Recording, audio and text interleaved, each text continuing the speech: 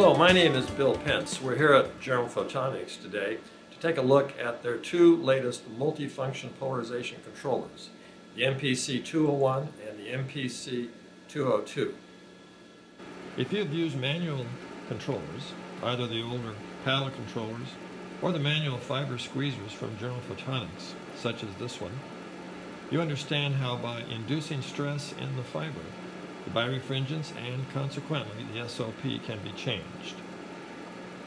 In the MPC series, the fiber is stressed with piezo actuators, like this small device.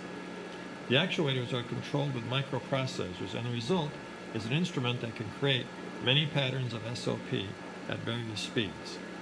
Let's take a look. First, my associate Jing is going to set the MPC-202 to scramble mode to create random states of polarization. She has set the rate to 100 discrete states per second using the front panel controls. You can see the random SOP values appear as points on the Poincaré sphere display on the General Photonics polarimeter. Now the speed is increased to 1,000 points per second.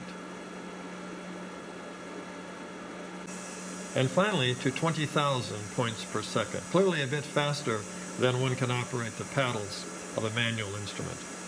Random scrambling is useful in test setups to remove the effects of polarization. Secondly, we can set the MPC to modulate the SOP with waveforms on either or both axes of polarization.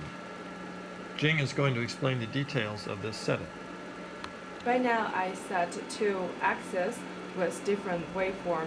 One is sine wave, one is square wave, to get this interesting pattern on the pocket sphere. For some applications, it's important to be able to generate smoothly varying states of polarization.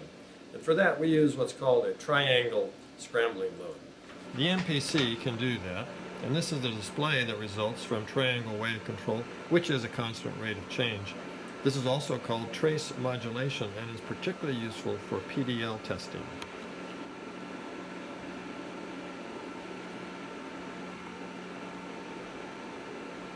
If you look closely, you can see the smooth variation from point to point. The third mode we're showing today is the tornado mode. Jing is going to set up a complex modulation that generates maximum rates of change of SOP, with most of the changes at high speed in order to provide maximum stress on the device under test, but at the same time cover all of the possible rates of change. We know that in fiber networks, SOP can change at rates up to 250 kilorads per second. Such rapid changes can occur if a fiber is struck by a tool, for example, or a piece of test equipment is dropped on a cable. Therefore, any instrument that's utilized in testing the devices used in networks needs to generate rates of change of SOP at rates beyond 250 kilorads per second.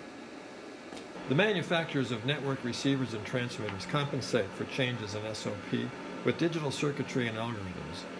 The tornado mode is a simple method to test those circuits and algorithms because it generates high-speed changes to test the upper limits of any compensator. And it generates in the same test a full range of low-speed changes, as this histogram shows, to cover the entire spectrum of rates that a network can experience. Notice on the polarimeter that the SOP is varying, and look closely. It's possible to see that the pattern consists of a number of circles of varying diameter. Since the angular rate of change is higher on large circles than small circles, these traces are generating the faster changes of SOP, and these are generating the slower changes in SOP. The MPC-202 comes well equipped with full remote control interfaces for under $12,000.